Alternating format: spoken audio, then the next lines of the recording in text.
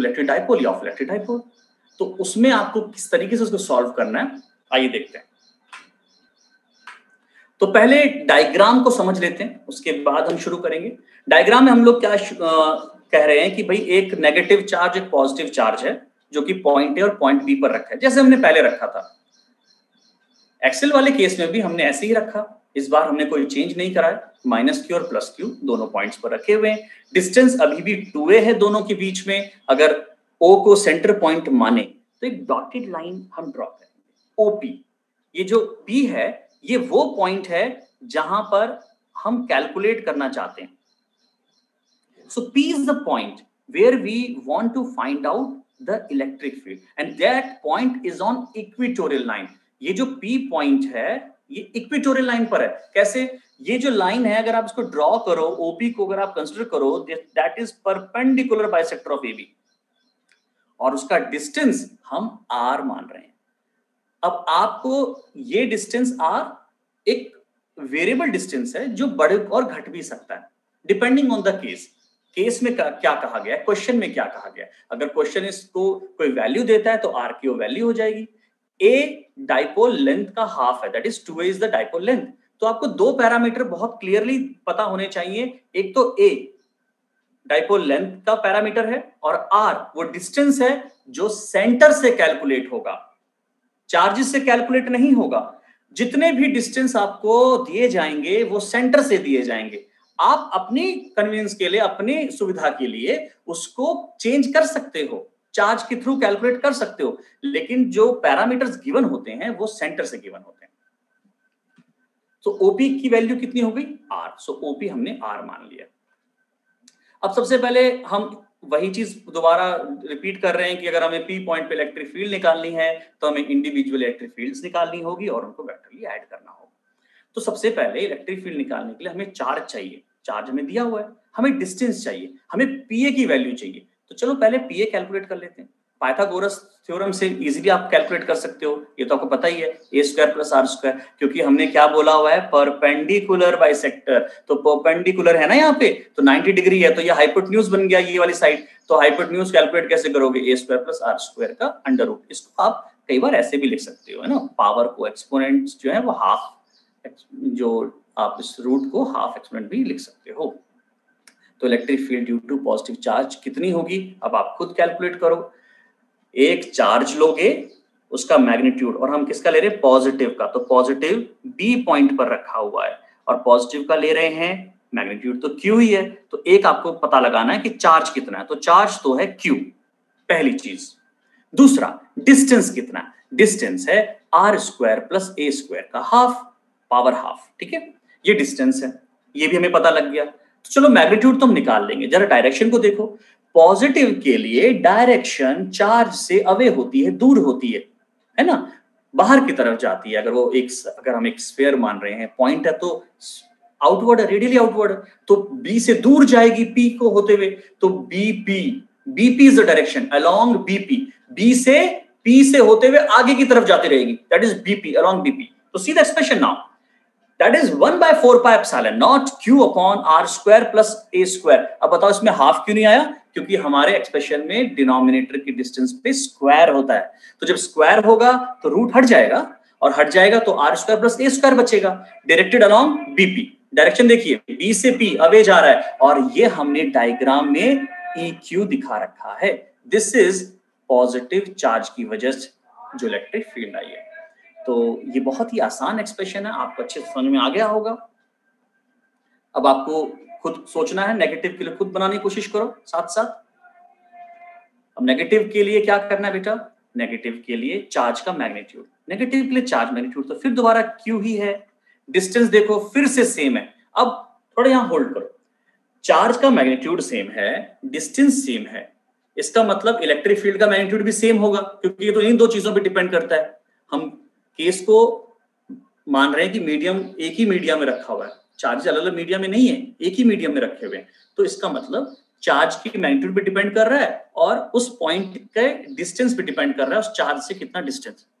इस केस में भी सेम डिस्टेंस आ रहा है, इसीलिए मैग्नीट्यूड तो नहीं बदलेगा, जो हमने पॉजिटिव के लिए निकाला वैसा ही मैग्नीट्यूड, वही मैग्नीट्यूड नेगेटिव के लिए भी आएगा, पर डायरेक्शन क्या वही रहेगी? देखो जरा, नेगेटिव के लिए इलेक्ट्रिक फील्ड कहां होती है? इनवर्ड होती है, उस चार्ज की तरफ आती है। तो चार्ज की तरफ आने का क्या मतलब होगा? वो जो एरो है वो ए पॉइंट की तरफ आएगा, पी से ए की तरफ आएगा, पी ए। तो वो डायरेक्शन आप फिगर में देखो, पी से ए की तरफ आ रहा है, that is P A, along P A.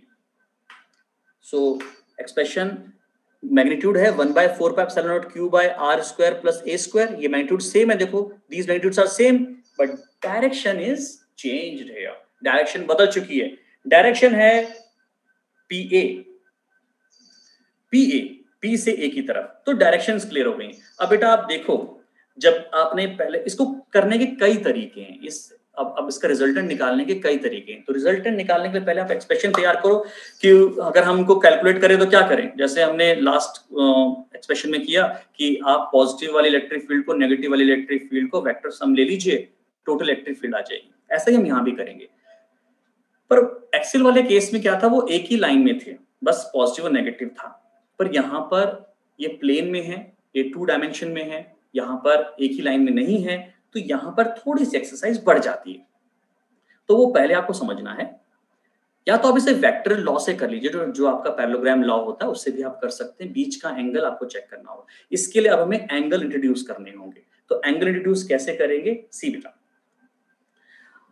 जब भी हम परपेंडिकुलर बाइसेक्टर खींचते हैं किसी भी ट्रायंगल का, देखो पीए भी एक ट्रायंगल है, अगर आप उसका परपेंडिकुलर बाइसेक्टर खींचते हो तो ये ज्योमेट्री में बिल्कुल फिक्स है, परपेंडिकुलर बाइसेक्टर आपने खींचा हुआ है। और अगर परपेंडिकुलर बाइसेक्टर पे आप कोई भी पॉइंट लीजिए तो वो इक्वेटोरियल लाइन पॉइंट माना जाएगा। इक्वेटोरियल पॉइंट लाइन पर जब भी आप कोई भी पॉइंट लेकर अगर आप वर्टिसेस को ज्वाइन करते हो, जैसे आपने ए और बी को ज्वाइन किया है, तो वो आइसोसेलेस ट्रायंगल बनता है। ऐसा ट्रायंगल बनता है जिसकी दोनों साइड इक्वल होती है। एक ऐसा ट्रायंगल जिसकी दोनों साइड इक्वल है, दोनों साइड इक्वल है। तो ये प्रॉपर्टी आप जानते हो कि दोनों एंगल भी इक्वल होते हैं। तो यहां पर हम दोनों एंगल को थीटास मान रहे हैं, थीटा दोनों तरफ थीटा। अब आपने एक्सट्रीम एंगल प्रॉपर्टी पढ़ी होगी। एक्सट्रीम एंगल प्रॉपर्टी क्या कहती है कि अगर आप किसी एक्सट्रीम एंगल को निकालना चाहते हो तो वो दोनों एंगल का सम है। देखिए अगर मान लो मैं एक ट्रायंगल लेता हूं, यहाँ पे डायग्राम ले रहा हूं, अगर मैं ये एंगल निकालना चाहता हूं तो सपोज ये एक्स एंगल है, तो ये एंगल जो होंगे वो ए और बी का सम होगा। तो x जो होगा वो a प्लस बी होगा। इसे हम एक्सट्रीम एंगल प्रॉपर्टी कहते हैं। ठीक है, इसको और कई तरीकों के नाम से जान जा सकता है, सॉल्व किया जा सकता है। एक उनमें से एक तरीका मैं आपको बता रहा हूं। तो अगर आप ट्रायंगल देखो, यानी यहाँ पे थीटा देखो, ट्रायंगल के दोनों एंगल का सम करोगे तो ये पूरा एंगल,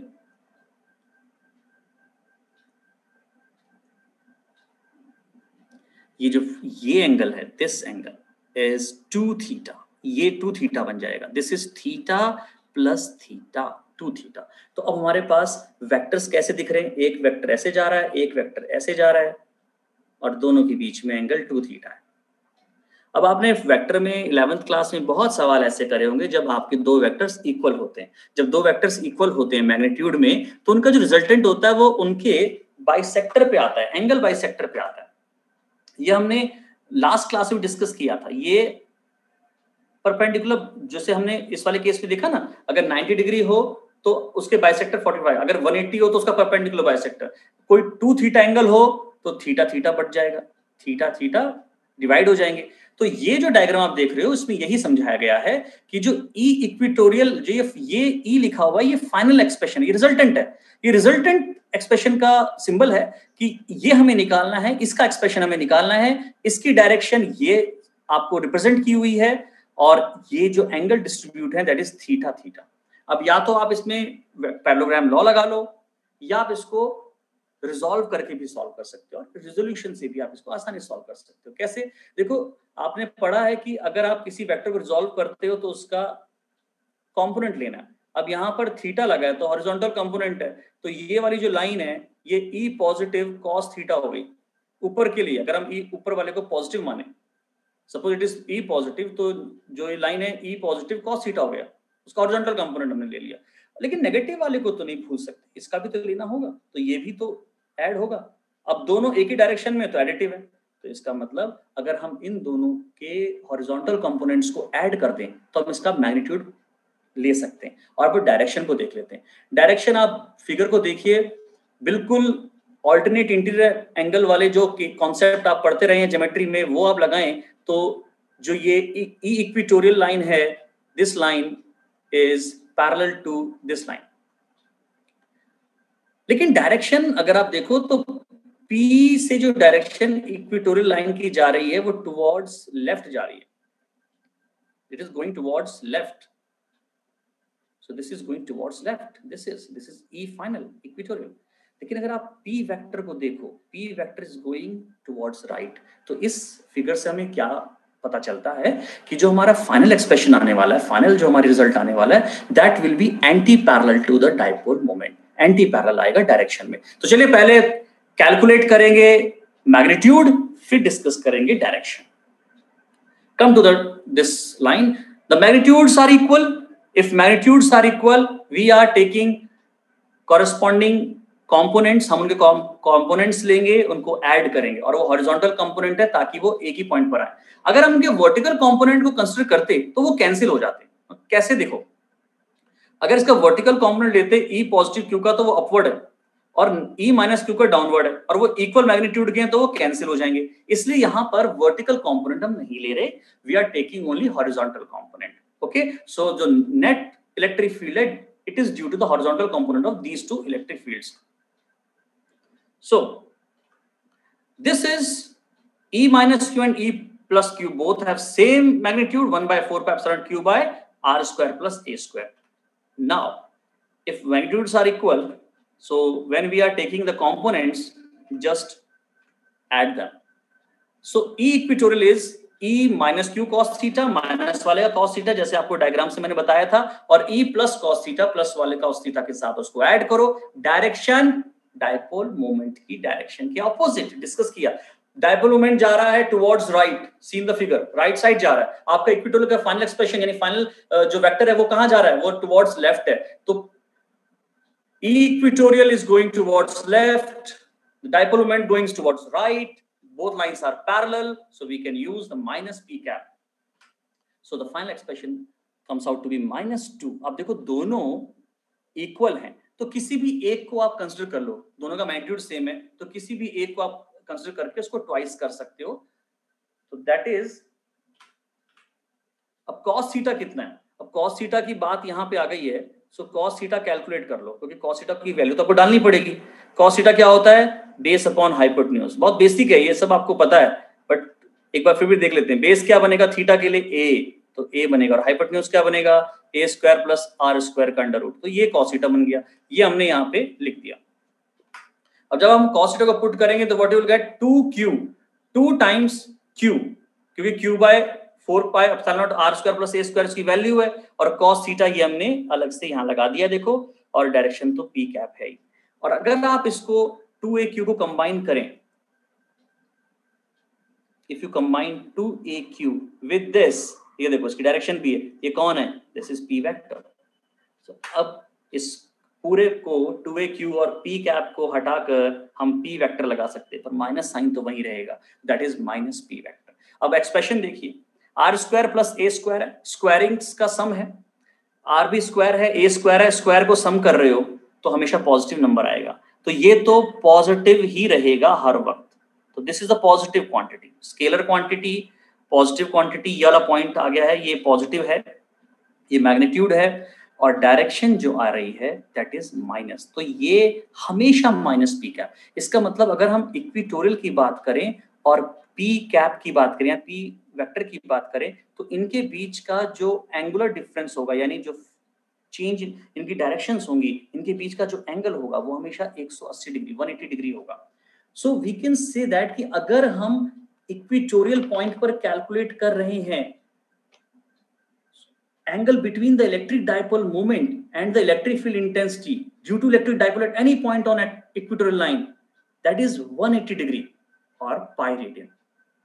ये एक सवाल बार बार सीबीएसई पूछा जाता है कि इक्वेटोरियल पॉइंट पर फाइनल जो इलेक्ट्रिक फील्ड आ रही है, या जो electric field due to equatorial line पे डाइपोल की वजह से आ रही है, उसका कितना एंगुलर डिफरेंस है, कितना एंगल पे सेपरेटेड है डाइपोल मोमेंट से। तो याद रखना 180 डिग्री, और एक्सेल में 0 डिग्री था, एक्सेल में सेम डायरेक्शन में था, यहाँ ऑपोजिट डायरेक्शन में था। इस बात को ध्यान रखना। तो this is a final expression for equatorial. I hope आपको अच्छे से समझ में आया हो।